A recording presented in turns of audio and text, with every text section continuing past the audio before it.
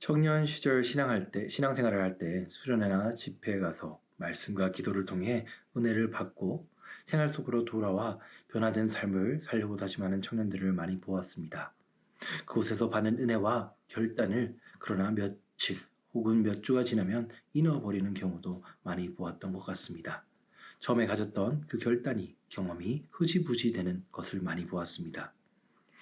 지금 돌아보면 저도 그러한 것을 많이 경험했던 것 같습니다.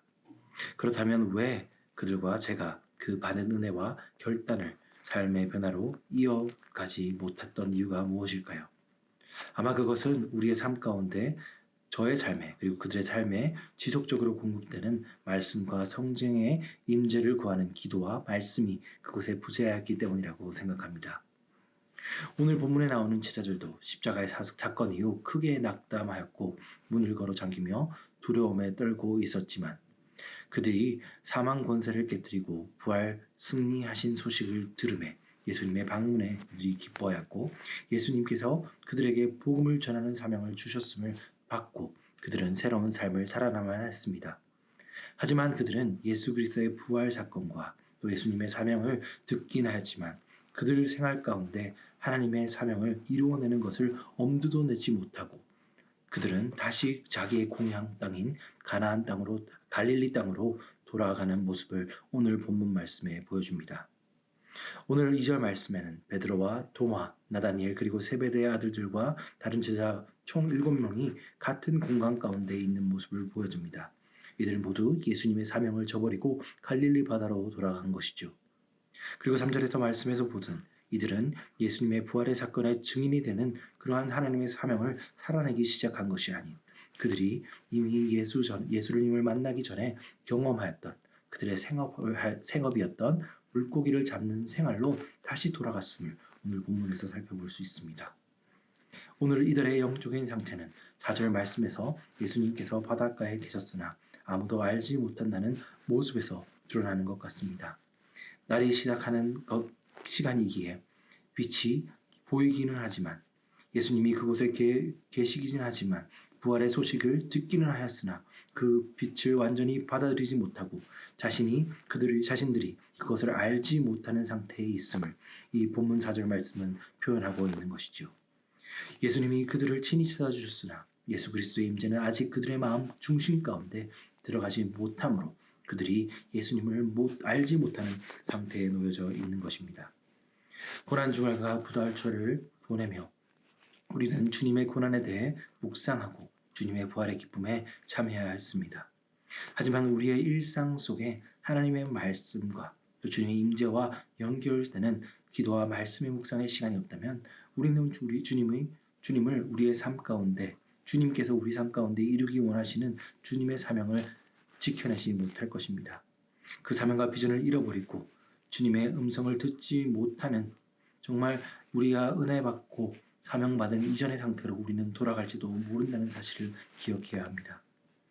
하지만 우리가 기억해야 할 것은 지금 우리가 그러한 상태에 있더라도 우리가 그러한 은혜를 잃어버린 상태에 있더라고 하더라도 그것이 우리의 마지막이 아닌 것임을 마지막 기회가 아닌 것을 알아야 됩니다. 예수께서 그리스도께서 우리를 위해 이 땅에 오셔서 십자가를 지시며 보여주신 그 사랑은 결코 우리의 부족함 때문에 멈추시거나 그치지 않는 은혜임도 우리는 기억해야 합니다. 이것을 기억함으로 우리는 다시 일어날 수 있는 소망을 가지게 됩니다. 오늘 본문 가운데 예수님께서는 아직 자신을 알아보지 못하는 자들에게 질문하십니다. 그들에게 고기를 얼마나 잡은 것이냐라고 물어보십니다. 오늘 3절 말씀에서 그들의 대답에서 볼 수 있듯이 그들이 밤새 고기를 낚으려 노력하였으나 그들은 예수님의 사명 주심 대신 택한 그들의 그들의 사명을 물고기를 잡는 사명을 성공하지 못하는 모습을 보여줍니다. 예수님의 사명을 이루어 나가는데 그것 대신 선택한 고기잡이가 철저히 실패하였음을 그들 가운데 철저하게 그들에게 만족함을 주지 못함을 그들의 대답인 없나이다라는 대답에서 우리는 찾아볼 수 있습니다. 이렇듯 그들의 생업 가운데 그들이 택한 다른 일들 가운데 주님의 사명을 포기한 대신 택한 다른 일 가운데 이들이 경험하고 있는 철저한 실패 가운데 예수님께는 그들에게 한 번 더 그물을 던지라는 명령을 주십니다. 그리고 그들은 그물을 들 수 없을 정도의 많은 물고기를 잡는 경험을 하게 됩니다. 이 사건은 누가복음 5장에서 기록되고 있는 예수님들이 그 제자들을 처음 부르실 때 경험한 그 사건과 닮아 있습니다. 예수님께서 그들에게 첫 번째로 제자들의 사명을 받을 때 경험한 그 사건을 예수님께서는 오늘 다시 한번 그들에게 경험하게 하신 것이죠. 그들이 처음 예수님의 부름을 받을 때 예수님의 말씀에 순종함으로 그들이 경험하였던 그 기적을 오늘 제자들이 예수님의 말씀에 따라 다시 한번 회복되었을 때 예수님을 제대로 알지 못하지만 그 명령에 그저 순종으로 대답하였을 때 이들에게 다시 한번 그 부르심과 회복이 시작되는 그 회복의 시작이 이곳의 열림을 우리는 본문 가운데 살펴볼 수 있습니다. 그리고 그 부르심을 회복하게 만든 이 기적은 요한과 베드로에게 예수님의 임재가 발견될 때 베드로가 즉시 예수님의 사명의 자리, 예수님의 사명 대신 채우려고 하였던 그 고기 자비를 뒤로 한 채 주님을 향해 나아감으로 계속되었음을 우리는 주목해야 합니다.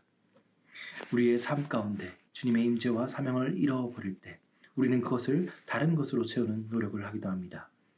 중독이나 음란물 같이 겉보기에 죄처럼 보이는 것으로 그것을 채우기도 하고 또 가족과 일, 학업 같은 선한 일같이 보이는 것들로 하나님의 자리를 대신하고 채우려고 노력하기도 합니다. 하지만 그 노력 뒤에 남겨져 있는 우리가 가질 수 있는 감정은 오늘 제자들이 밤새 고기잡이를 하였으나 아무것도 잡을 수 없었던 그 감정과 같은 공허함을 우리는 알아야 합니다. 우리는 세상의 어떤 것도 주님께서 주신 우리의 사명을 그리고 우리 마음속에 있는 주님의 자리를 채울 수 없음을 잘 알고 있습니다. 그리고 우리가 진정한 그 마음의 공백을 채울 수 있는 진정으로 우리에게 필요한 것이 무엇인지도 지식적으로 알 수 있습니다. 하지만 우리의 삶 가운데 그것을 찾기보다 그 공허한 것으로 하나님의 자리를 대신할 수 없는 것으로 우리의 감정이 채워질 때가 많습니다.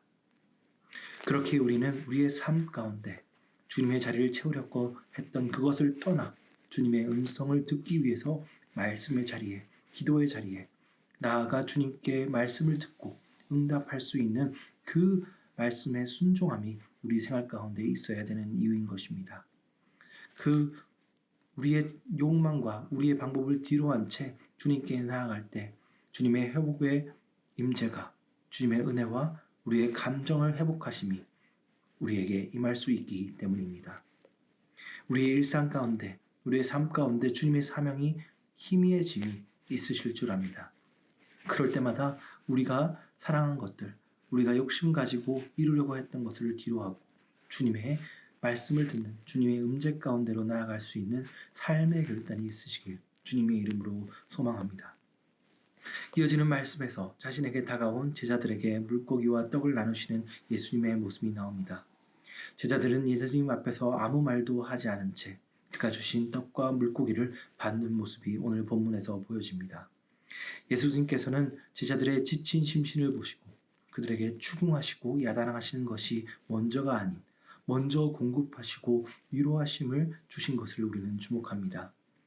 예수님께서 사명을 주셨음에도 불구하고 이전 물고기를 잡던 시절로 그들이 돌아갔기에 그들의 부끄러움과 죄송한 마음 속에 차마 고기도 들지 못하는 그들의 부끄러움과 그들의 죄송한 마음을 먼저 어루만져 주시는 사랑으로 품으시는 모습을 주님께서 보여준 것이죠.